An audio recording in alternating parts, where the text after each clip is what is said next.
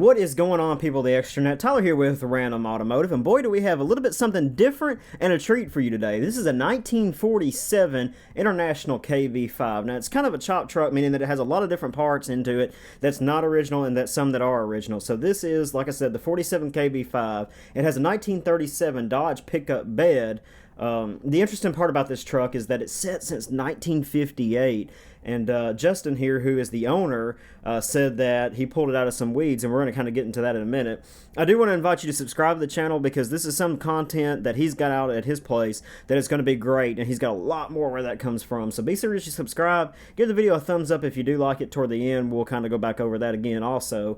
But let me just give you a little bit of backstory. So like I said, it's set since 1958. The fellow who owned this before was a logger, and actually, let me just let Justin tell it to you.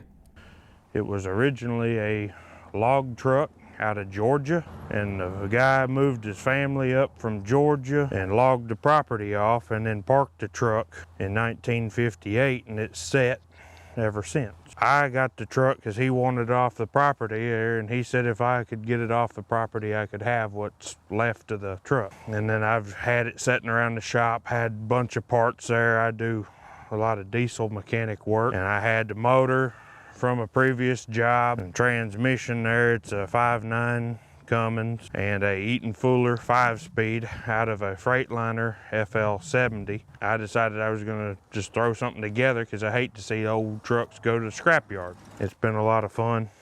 It still needs more here and there, but you know, it's just one of them things there that I enjoy it, and I think it gets more attention because of how rough it is, you know. So what on here is completely original still? The cab, the grille, and the steering gearbox. The frame is a 73 Dodge Winnabago motorhome. It's turned upside down, and I slid the front axle forward in front of the frame and set the rear end on top of the frame with the springs backwards. The truck originally, it's all mechanical steering. The truck is originally had wheels and tires on it this size, so it actually steers really well. Okay. But the radiator cap is a wheel out of the bigger turbo there that was broke. I see that now, yeah. You know, there's just a few little things thrown in here. That's interesting. I needed headlight buckets. Yeah. So one day my dad come home there while we were building it, and he brought me a bucket. So yeah, I got one half is on each side, so I got headlight buckets. Yeah, that's pretty neat. Yeah. The badge is off of the hood, and I just mounted it to the grill, but that's the original badge.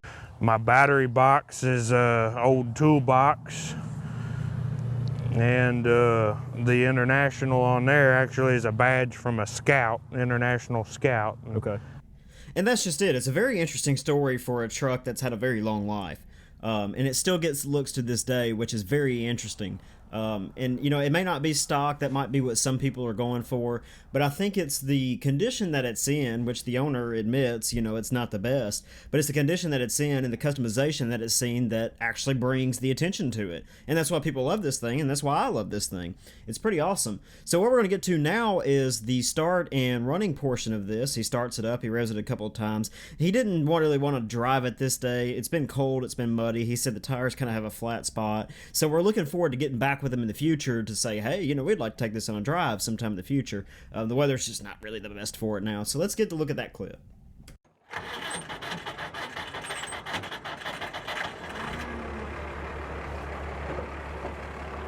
I want to give a special shout out to Justin with Old Buzzard Rot Rod in Mount Pleasant, Tennessee for letting me look at his awesome creation, and that's exactly what it is. It's different, and it's something we haven't had on the channel before, and I'm looking forward to more stuff like this. If you like this video, if you like this kind of content, which we look to expand on in the future, be sure to give this video a thumbs up. If you do like it and you want to see more, because we're a vast majority of different things on this channel, be sure to subscribe. That is very important. Yes, it helps me, but it helps you more to see the content that's coming soon. So until next time, we'll catch you in the next one.